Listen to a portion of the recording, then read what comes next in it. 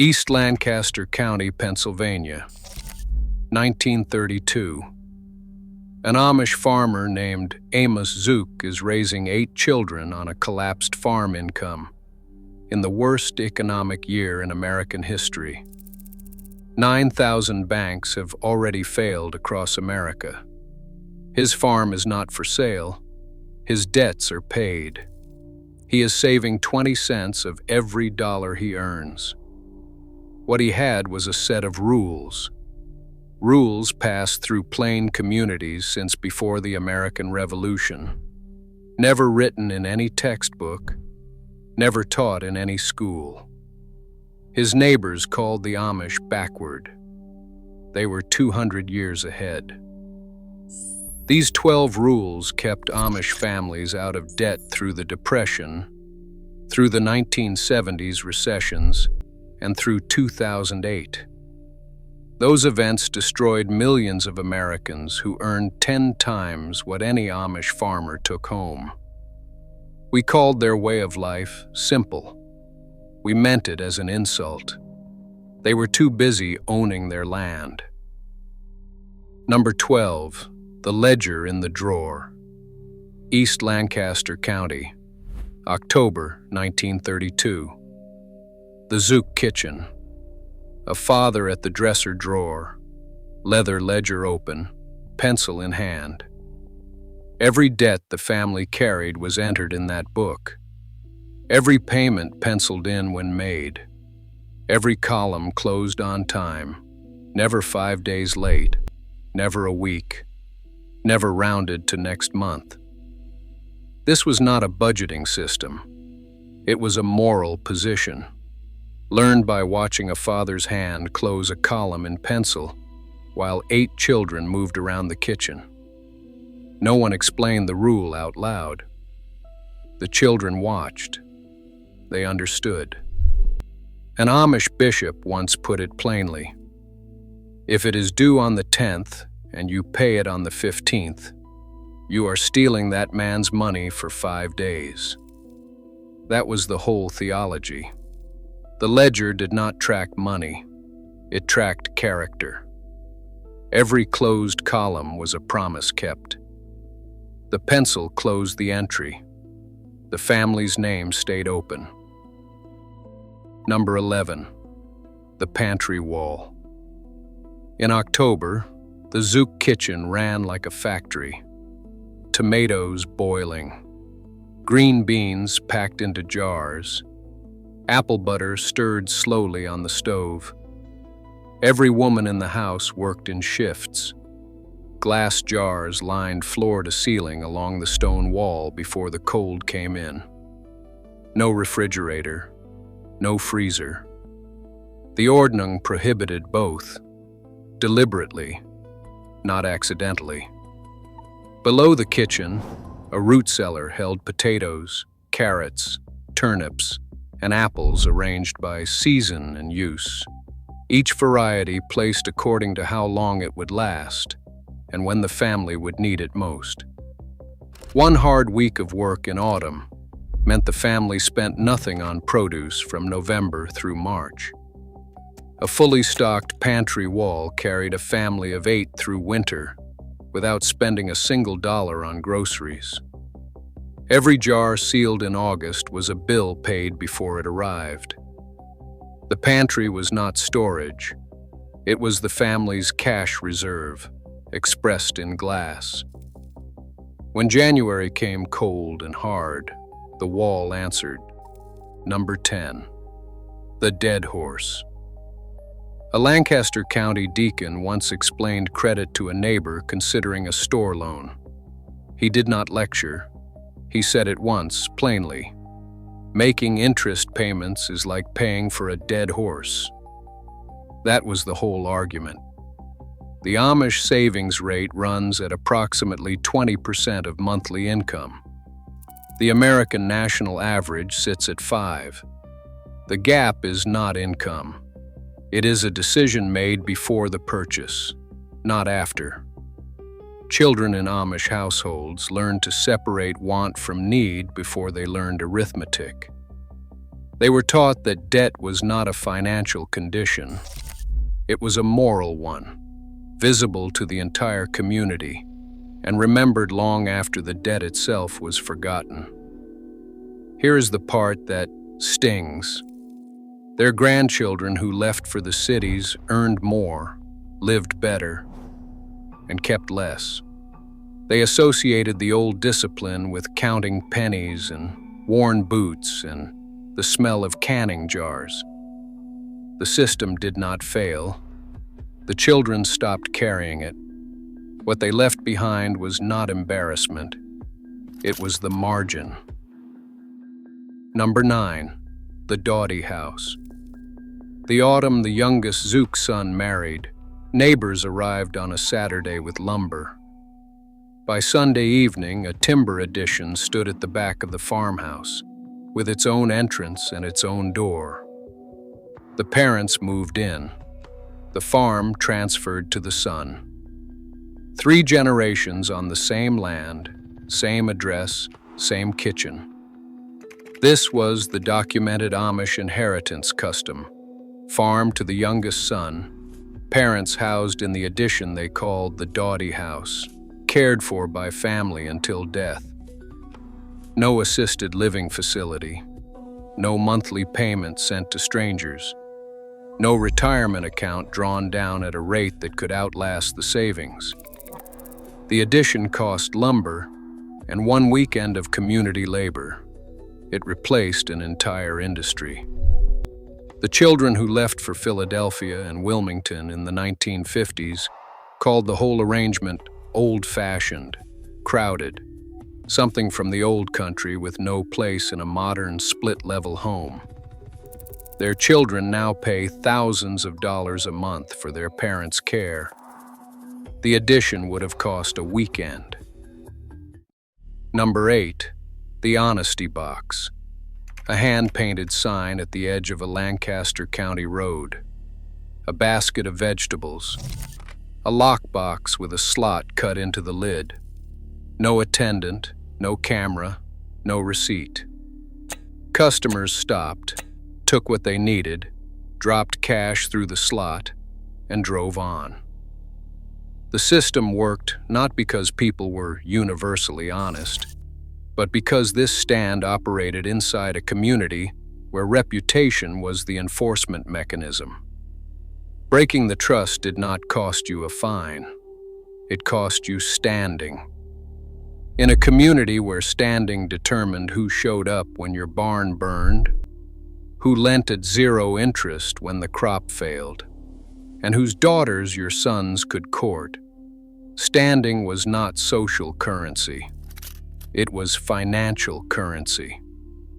The honesty box sounds like a small thing. It was not. It was the visible edge of an entire economic system built on the assumption that your name was worth more than any contract a court could enforce. The box was not the enforcement mechanism. The community was. And the community had a longer memory than any court. Number 7, the Frolic. Late summer, a neighbor's farm. A dozen women in the kitchen shelling peas.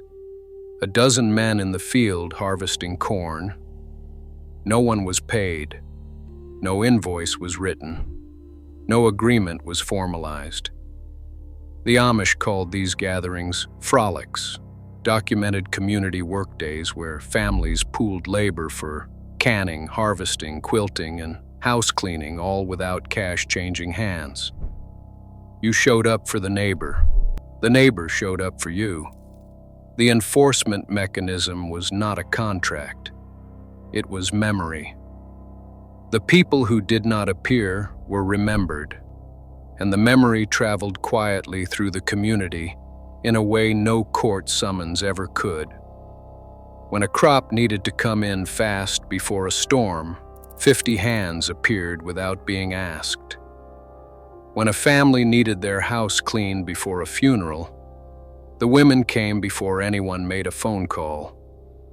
The ones who always came were never left alone in a bad season.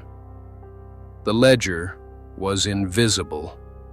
The debt was not. Number 6, the barn that rose in a day. A barn burns in the night. By sunrise, 80 neighbors are on the road. Lumber arrives, the frame goes up, the roof is covered. 2 days, no invoice sent, no claim filed, no premium ever paid on a commercial policy. The Amish Hospital Aid Program is a documented mutual aid system covering major medical costs across Lancaster County. Bills are paid within 30 days, and the community's reputation for prompt payment allows them to negotiate discounts above Medicare rates from hospitals. No commercial insurance purchased. No government program used. No company collecting a fee in the middle. The community was the policy. Commercial insurance charges a monthly premium whether you need it or not, whether your barn burns or stands for 100 years. The Amish paid with attendance. They showed up every time. They never missed a payment. Number 5, the worn boot.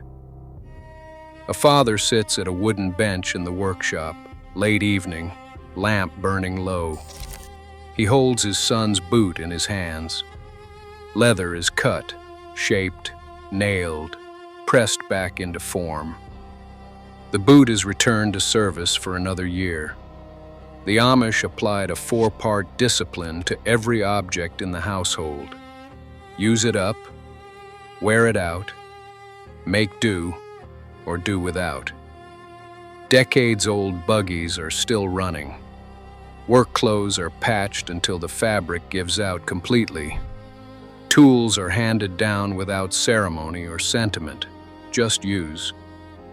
Not because they could not afford replacements, but because replacing something that still worked required justification. And in this household, the justification was rarely sufficient. Amish businesses have a documented survival rate of 95%. The national small business survival rate sits under 50%. The gap is not capital, not technology, not luck. It is 300 years of knowing the difference between a want and a need before the money is ever spent. The boot had not worn out. It had simply been purchased twice. Number 4, the Ordnung. No one signed. The church district meets in a home, rotating through the community, because the congregation is never allowed to grow so large it cannot fit inside one family's walls. Smallness is intentional. It keeps accountability close and strangers out. The Ordnung, the code governing every aspect of Amish life, has never been written down in full. It moves mouth to mouth, generation to generation, bishop to child, elder to apprentice.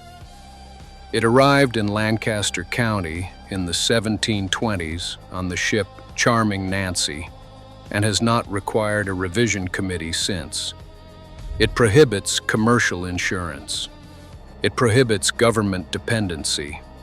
It prohibits conspicuous consumption and the pride that follows it. It enforces debt avoidance and mutual aid, not as financial strategy, but as a reflection of who a person is before God and community. 300 years, the same prohibitions, the same operating system. Every major financial reform since 2008 was an attempt to rebuild discipline the Amish never dismantled. The Ordnung was never signed. It was inherited, and it has never caused a bank to fail. Number 3, the trustee bill. O'Brien ran Hometown Heritage Bank in Lancaster County for 20 years, serving almost exclusively Amish borrowers. $225 million in loans on the books. 0 losses. extension requests he could count on one hand. The reason was not that Amish borrowers were individually perfect. It was that no individual borrower stood alone. The community trustee system appointed leaders to step in when a family faced financial difficulty, and the community's collective standing served as collateral behind every individual loan. 50 neighbors behind every signature. Modern credit systems are built on the assumption that borrowers will eventually be late. Late fees are a revenue line in the business model. The Amish made lateness a sin, and the community enforced it without a single court filing, not a dollar lost. Their credit score was their name. Number 2, Gelassenheit. A researcher once asked a Lancaster County bishop to explain why Amish finances worked so consistently across 300 years, why the savings held, why the businesses survived, why the debts were always paid, why the families stayed on the same land across generations when everyone around them was moving, borrowing, and losing. The researcher expected a system, a method, a spreadsheet logic he could carry back and publish. The bishop gave him one word: Gelassenheit, a German word with no clean English translation. Scholars define it as yielding to God, to the community, to the wisdom of those who came before and will come after. It means the conquest of selfishness, not chasing what your neighbor has, not carrying debt as a point of pride, not treating your own comfort as the highest obligation. Modern financial culture teaches people to want more, earn more, display more, and finance the gap in between. The Amish taught their children to want less, and then watch their children become secure. The grandchildren who left stopped using the word. Most of them could not tell you what it meant by the time they were 40. That is when the money started leaving. Number 1, the farm is still there.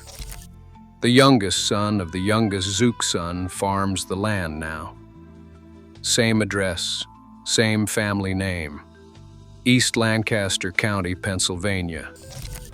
The Doughty House addition at the back holds his parents. The pantry wall fills every October. The community still comes when a neighbor needs it. The leather ledger is in the kitchen dresser drawer. The newest entry is in a different hand. The columns are the same. The rule is the same. The land has not been sold. The debt has not been missed. 9,000 banks closed during the Depression. This farm did not. Every habit outsiders called plain, embarrassing, or old-fashioned was a load-bearing wall in a structure built to outlast everything around it. The children who left stopped keeping the ledger. The ledger stayed. The farm stayed. The rules never changed. Everything built to replace them did not.